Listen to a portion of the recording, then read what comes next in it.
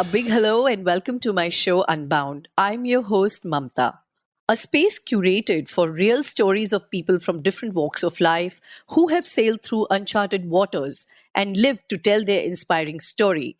Unbound is a deep dive into their journeys to unravel, unearth, uncover various facets of their lives as they remain unstoppable and continue to do the unthinkable. As they open up about their life with me, I'm sure you will find nuggets of wisdom to live unbound too. So let's unbound together. Today on Unbound, I have with me someone who personally came into my life as a divine intervention. Her sheer presence has brought healing, transformation, and peace to many a lives, and she personifies miracle and grace. Recognized with the Padma Shri Award for her transformative work in the field of diversity and inclusion, she is also the national icon and board member of Election Commission of India. India's foremost Mars Venus coach, diversity and inclusion consultant, medical doctor, psychologist, executive coach, NLP master practitioner, pranic healer, Reiki grandmaster, and so much more. She has been powerfully impacting and transforming lives for over 30 years. And today I have the great fortune of hosting her on my show. Please welcome Dr. Niru Kumar. Hello, ma'am. Welcome to my podcast, Unbound. Hi, Mamta. Such a delight to be here with you today. Yes, ma'am. It's been 12 or 14 years of knowing you, and today I have you here with me on my own show. So, modern medicine, psychology, coaching skills, energy based healings. How have you landed yourself here? So, when I look back, I just see a beautiful pattern of all this, how all this came together. But at that point, it was just a hunger and an excitement to discover more, being a seeker, really, because when I was practicing modern medicine for more than 25 years, I had this real urge to understand the human experience more. And that led from one thing to the other, from Reiki to psychology, from NLP to hypnotherapy, and then diversity and inclusion. It just kept happening, magically happening, rather. Yeah, I mean, I can truly say that you're really meant to be where you are, and there's just no denying to that. But let's begin with your introduction about your family background, about your education, your personal life. Let's get started. My parental family, so we two siblings, me and my brother. My parents came from Pakistan. And my father was a man far beyond his times. I mean, far ahead of his times. He was actually my greatest teacher. I'm sure you're going to ask me that question later, but I'm answering it before that. So he was a person, who always moved ahead, and his vision of the future, his vision of the human brain was enormous. And he was a self made man. He came from Pakistan with literally not a penny in his pocket. And then he started his own business, which became really successful. I mean, we just watched him. We just watched him how he made a success of his own life and work. And I think from a very early age, that became kind of ingrained in our DNA, me and my brother both. And if we look, both of us look back and see our own journey, I think it's been pretty similar in a way that we've both been very driven and creative for doing more and more, learning more and more. So that's it. My brother now, my parents are no more, and my brother right now is in Dubai. And it's been a small, close knit family. Excellent. So tell us about your childhood and what did your father really do? I mean, I understand he got into business, but what kind of business and what about your mom? Yeah, so my father was like, he qualified, he got so many qualifications just by himself. So he was a double MA, he did LLB from Delhi University, he did MBA from Delhi University. Imagine at that time. He opened a private limited company at that time, and he claims, like many other dads do, that he did it. He studied under the street light, and his children are never studying hard enough. So that was pretty much a common theme, like with so many other people. And My mom, he was a mentor to my mom as well, because then she became a business lady, and she looked like Wahida Rahman, really. Can you imagine? She was driving in 1960s and early 1970s. She was traveling all over the world by herself at that time. So they were doing business together. Many businesses, actually, it started with rugs, the kind of, rugs we buy from IKEA, and they did supply to IKEA those kind of handmade daris. They started with that. Then they went on to export of gold jewelry. Yeah, the MMTC had, these 10 people who were the first exporters of gold jewelry from India. And my father was the president of that. That's quite interesting. Knowing you all these years, I had no idea about this. So I'm so glad. Tell us about your childhood, ma'am. How was it? How were the beginnings for you? Okay, now that is a bit touchy. So, on one side, this was very inspiring and it had its benefits and everything. But on the other side, they were always busy, both parents, including mother. And that was not a very happy side of it, because often when you need your mother, especially, and she's traveling or she's busy, I know sometimes we're doing it to our own kids today, maybe history repeating itself, but that did happen. And then, along coupled with the problem that I had, so I have a disability since early childhood. At that time, it was very tough because there was absolutely no sensitization in even schools. So, to have all those struggles and challenges and then to come home and not have parents there was almost as if one has to do it all by yourself. So, did you have any kind of support back at home, like your grandparents or some caretaker? Not living with us, but we always had somebody, domestic help, to look after the kids. But my grandparents were pretty close, and well, that's been another very, very big influence in my life. My maternal grandparents were like about 20-25 minutes distance from our house, and that was a house which was divine. The doors of that house were constantly open to anybody, and there was always food being cooked all the time, literally like a langar. Anybody can come at any time, talk about their sorrows. So I guess my psychology angle comes from there, because both my grandparents were psychologists in a way. People used to come and talk about their sorrows, and they used to get healing. It was really a healing house. They used to get healing from there. And you used to get up in the morning, at 4 o'clock in the morning, and you used to hear the mantras, which both of them were reciting together. And also, we saw that our grandparents were like really romantic lovebirds. Even in the old days, they were constantly with each other. It was beautiful. The lessons I think I learned from there, the biggest lesson I learned from there was humility. And even now, if I look at my entire maternal side of my family, my mamas, my masis, and everybody, humility is one of the biggest themes of all their lives. Yeah, I think that's what, so the gratitude or the gratefulness of what you already have, that kind of sees you through a very, very long way in life. But ma'am, what about your bent towards medicine and then psychology? How did that really happen? Because clearly your parents driven by their own passion and it was all business. So where did this academic learning and understanding of things really came from? Yeah. So I wouldn't say there was no parental influence on it. I think it was two things mixed together. I decided to be a doctor when I was 5 years of age. And there was no confusion in my mind. I was dead sure about it. Might be because of my own experiences of going to hospitals as a very little child and seeing the doctor as the most powerful person there, and also the healer, alleviating pain. It seems to become the biggest thing in my life, and maybe that's how it really got ingrained in my unconscious. And later, when I moved from one subject to the other, it's also that foundation remains the same, of healing and alleviating pain. But having said that, parental influence was also there, because My father was a businessman, but he had a very strong academic qualification himself, and he wanted us to have the same. So there was no conflict there either. It was not as if my parents were equally interested in me becoming a doctor.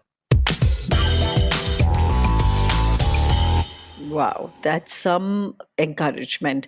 And back then, I mean, when they are, going through their own struggles and challenges, and I'm sure there would be things that they would be dealing with both of you together, rearing children and being away from for work, and yet looking into the study and the academic part. I'm sure there must have been a fair share of challenges that they have gone through. So, ma'am, what makes you unbound? So, some instances in life which have come like eureka moment, which have come like points of no return, just sheer inspiration that you walked into that moment. Before that you were something, and after that you came as a transformed person. So what are some of those incidences in your life?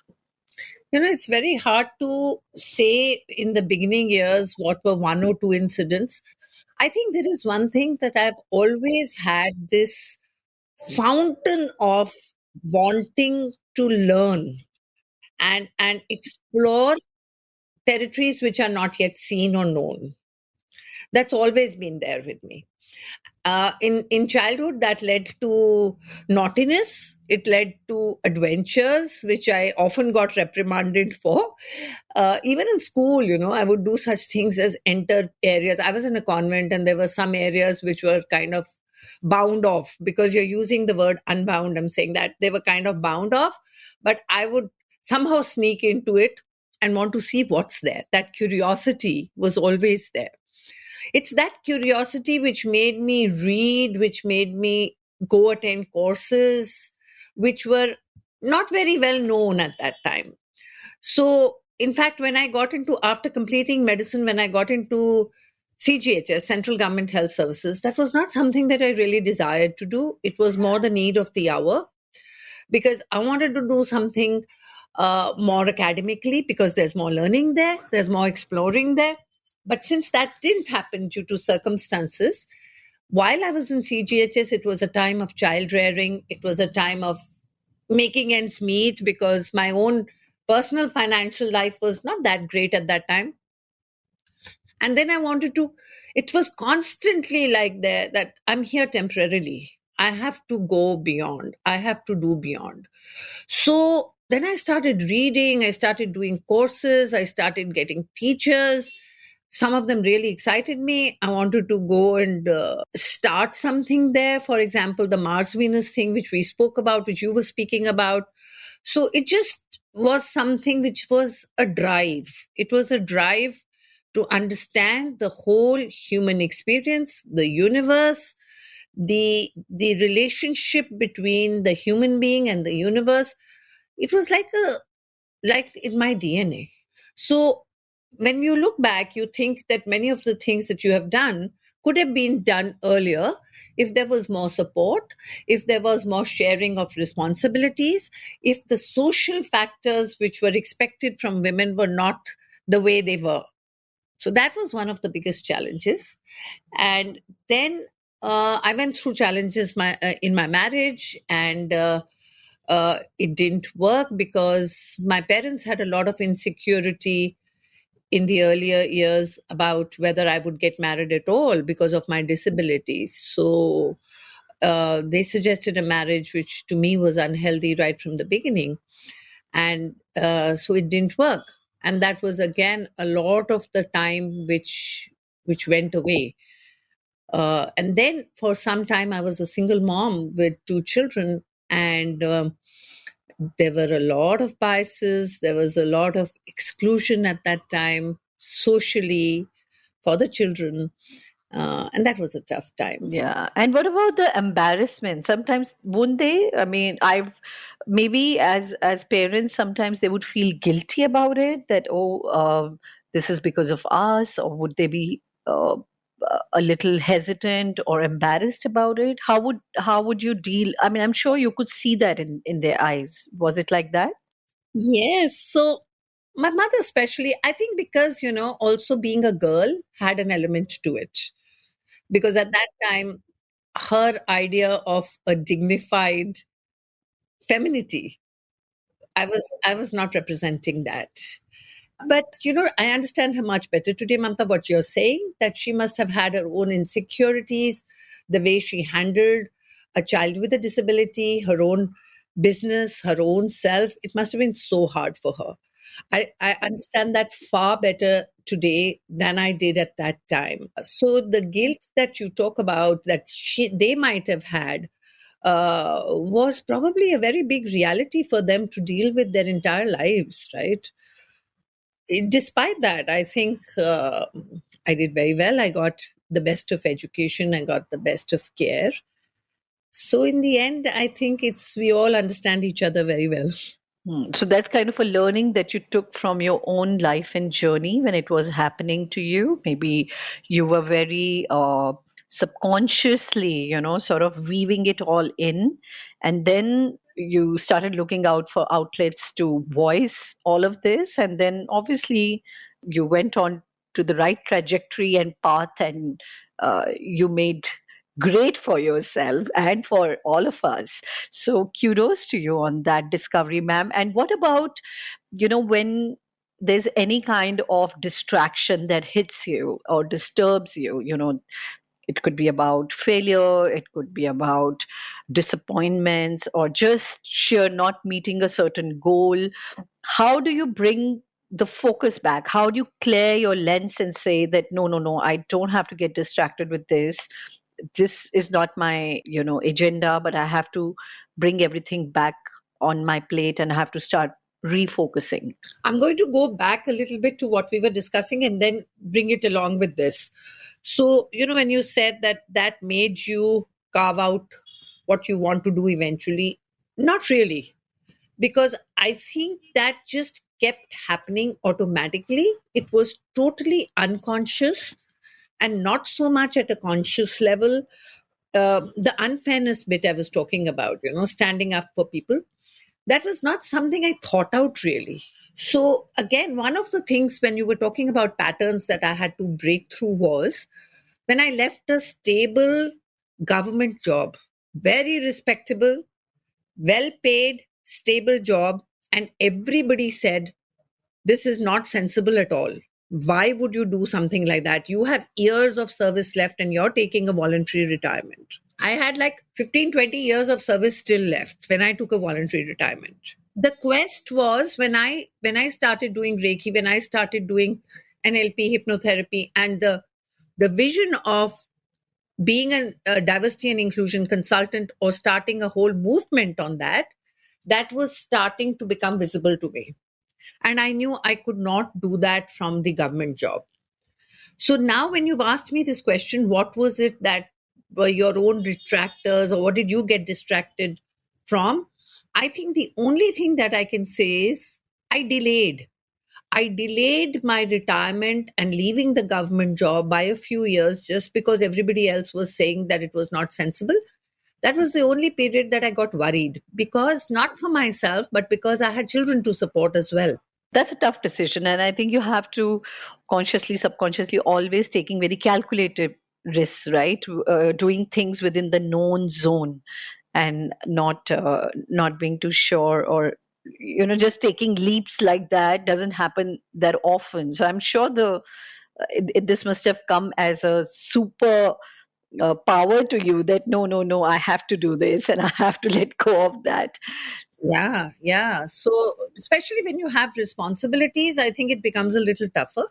So, now apart from that, if you ask me the distractors or the failures, honestly, again, I will say it's only overnight. I mean, of course, and I think I've told all of you also this, that those of you who've been my students, I've told you this. You cry, of course, you'll cry. You cry, you scream, you be angry, you do whatever, but you've got the luxury of doing that only for a few hours. Awesome. So, what about role models, people who have inspired you the most? I know you've spoken about your parents, but even theoretically, even people from history, from past, are there public figures? Are there people, your teachers, who have inspired you?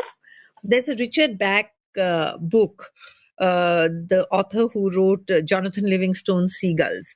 There's one thing that I remember so well from his book is that he says, "You will meet many role models, don't stick to one. Take the best from somebody and then move on to another guru. In the phase, the universe will present to you the teacher who is required at that moment. And if you hang on to that, you're preventing the universal energy from flowing."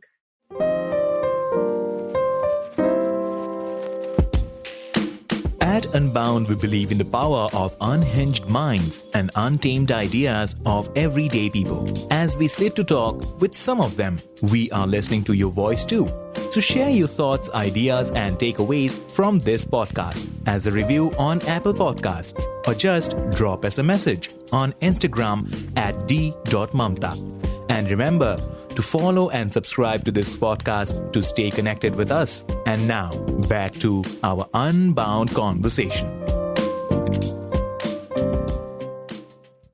That's a great perspective, ma'am. And I think only you can bring that to us because mostly when I talk to people, of course, there are influences that happen on a time based way in the life's journey. But this is a very interesting way of looking at that. Okay, those people will, or those learnings, or those gurus or masters, or in form of whichever way, they will come to you for that time, and then you keep moving with every stage. Wow. So what about movies, travels, interactions, shows? What influences you the most? The same answer. Again, I was thinking you might ask me what is my favorite book or what is my favorite movie. Apart from maybe Harry Potter. Apart from that, I would say nothing much because, each movie that I see, I go into a trance because a movie is hypnosis. I go into a trance and I get very inspired by almost all movies. And if I don't, I shut it down. Otherwise, even the stupidest of slapstick comedy or anything, something happens and I get inspired by that. And then there's such a funny family ritual, when these days we're not going out to see movies, but when we used to, on the way back, my kids used to be prepared that now mom is going to give a little discourse. Because I was so inspired myself and I wanted them to have the same learning that I've had. And I would say that to them. I don't think there's hardly any movie where I didn't come back with a nice big piece of inspiration. But then it doesn't last that 10 years after I'm saying that was my favorite movie. No, because that was just a movie, a book, a teacher. They're vehicles to drive the message into the unconscious. Once that's done, then you move out and look for another. Wow, that's very well said. And so very well, you've just put the pieces so very well together. Mostly we would think that this is my favorite author, or this is my favorite actor, or this is my favorite movie or show, and I can keep going back to it. So, what anchors you back to your Zen state, ma'am? I think the biggest prayer that a human being can offer to the universe is your life force energy. I used to, but I don't do idol worship anymore because I feel if I am flowing and overflowing with enthusiasm and life force energy, which includes all the aspects of creativity, kindness, compassion, if that is flowing through me, that's what keeps the universe alive. The universe wants people to have that kind of energy because that's what creates the universe. My job is to keep that energy alive in me. And how do I do that? I do that through my relationships. I do that through visualizing a future which is even bigger, which is even better, bigger, enriching. And I just sit down and I'm grateful for all that has happened and that is happening and for all the people in my life. And then I start visualizing a future. That's my meditation. Wow, that's just so beautiful. And what about this whole fire in your belly, every morning when you kickstart your day? What is that keeps you going day on day, day on day? I mean, you've accomplished so much and you still visualize a even bigger, brighter, glorious future. So what kind of gives you these visions? What is your life force, if I may say that? Yeah. So, it's also related to the Zen that you were talking about. So, let's say I'm giving a workshop or I'm doing a coaching session. At that time, very often, I feel that it's not me who's talking. One really feels the flow. It's the same flow which a dancer feels, or a writer feels, or a musician feels when they themselves are in awe of it. It happens all the time, and that itself provides a whole lot of energy. The other thing is the transformation that one sees in people. When you see that transformation in people happening right in front of your eyes, and you're humble enough to know that this is a force. You've been a vehicle, and something has flown through you to bring about that transformation in that person. But then you do feel that you're blessed to be that agent, and you feel a sense of responsibility. And let me tell you, when I got the Padma Shri award, the time when I walked up from my seat to the president to receive the award, that time stretched for me. It was like a unity moment, like an eternity moment, where I could see everything of my past, the sufferings, the everything combined together, where I could see, and I could see what was the purpose of it.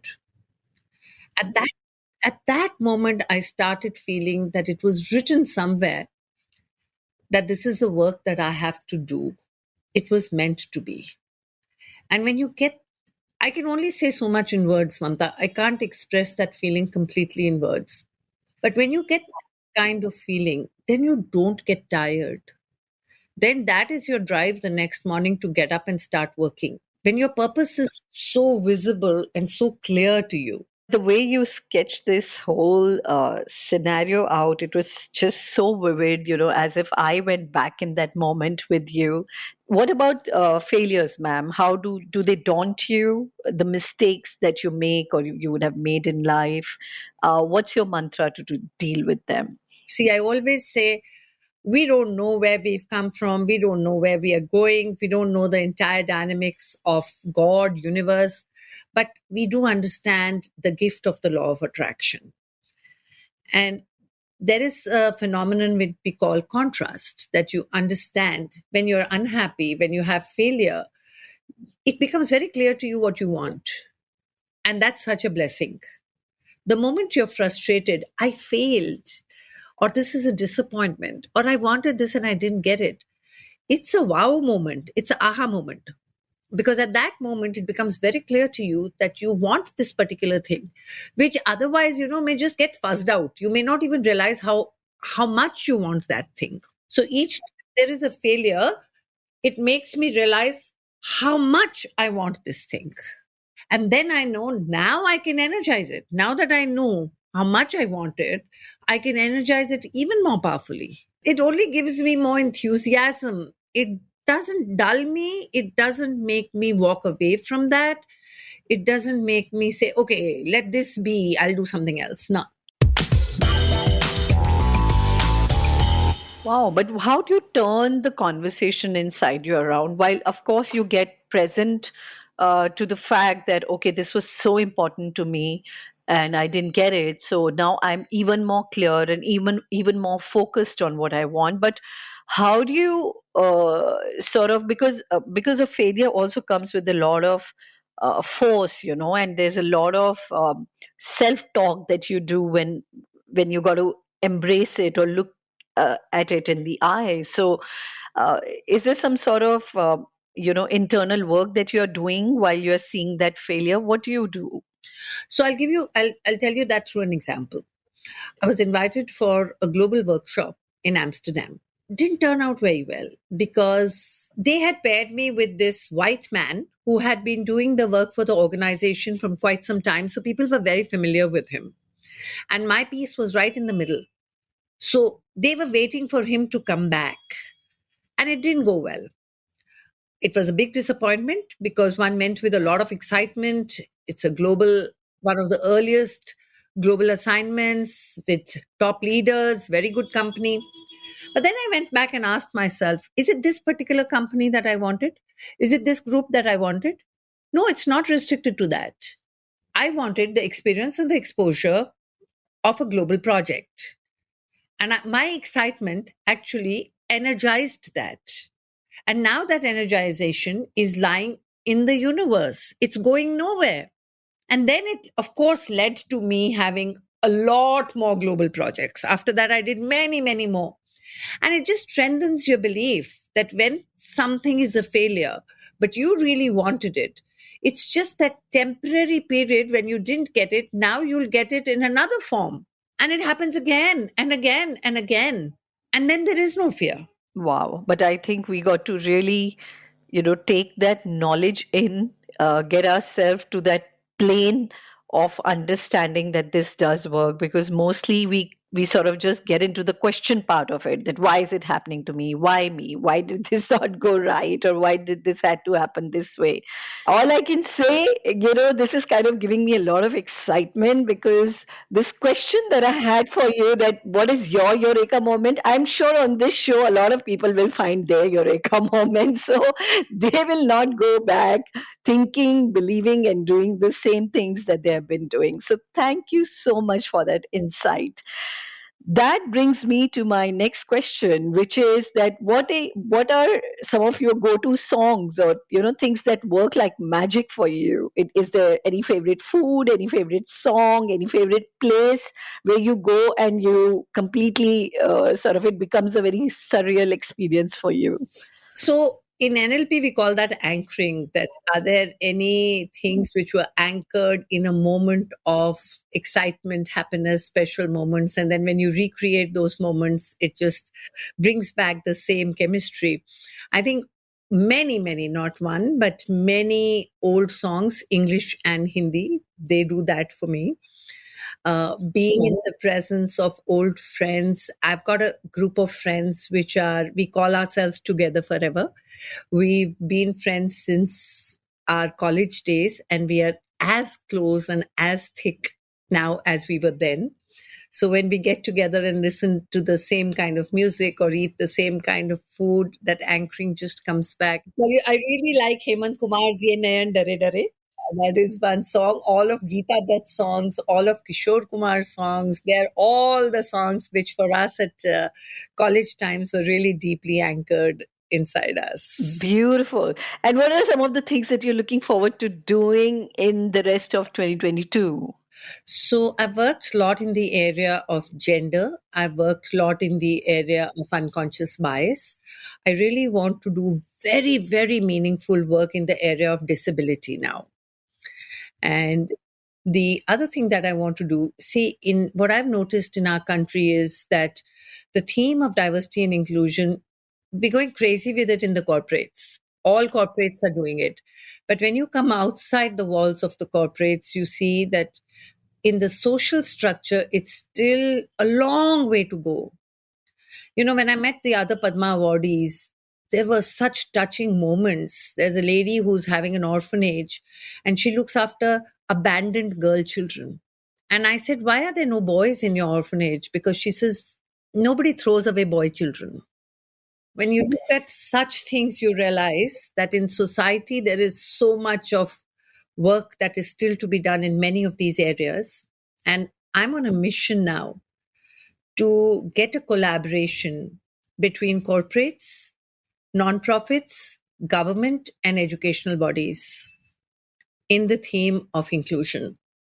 Only then will be able to make a really inclusive country. So that's my mission for the coming times. Absolutely, ma'am. And we wish you a lot of power there. And whichever way UnBound can help raise any awareness, do our bit, we would love to collaborate at that level too. So now we come to a very quick fireside chat on part of the show. This is my favorite, like a rapid reflex round. This is just a volley of a few questions. You have to answer them just not in more than a word or maybe a few words. So let's take a deep breath and get started. One thing you would like to change about the education system of our country? Oh, there is so much of competition which kills the children. I don't think it's a right system at all. The competitive exams, I would say. Okay, one thing you wish parents never said to their children. Look how well the other is doing. One thing you wish you knew at the age of 20. The law of attraction. One thing you wish never existed in the world. Discrimination. One thing you wish which could exist forever. Love. And one thing you would certainly like to unlearn. Hesitation. You start your day with. Meditation. Your daily diet includes. Normal roti sabji dal. Okay, you end your day with. Meditation. And what do you see yourself accomplishing in next 5 years? Collaboration in a way that brings inclusion to all. Love to you is. Surreal. Friends to you are. Lifeline. And food to you is. Comforting. That was truly being unbound, ma'am. Well done. And we are so inspired. With that, we have almost come to the end of the show, and it's been an absolute pleasure for me to catch up with you. I have known you, but I know you so much more now. And I would just like to say that as you continue to defy all odds, giving strength and brightening this world with your light, I wish you more and more power and glory. So thanks so much for sharing your life with us, and thank you once again for being on the show. Thank you, Mamtaa. It's been a pleasure. Thank you so much for listening to today's episode. I would love to know from you what idea or insight you unboxed from today's conversation. Just drop me a message over LinkedIn or in my inbox, and remember to follow this podcast so that when the next episode drops, you can join me for yet another one too. Keep coming and keep unbounding. Till then, this is your host Mamtaa signing off.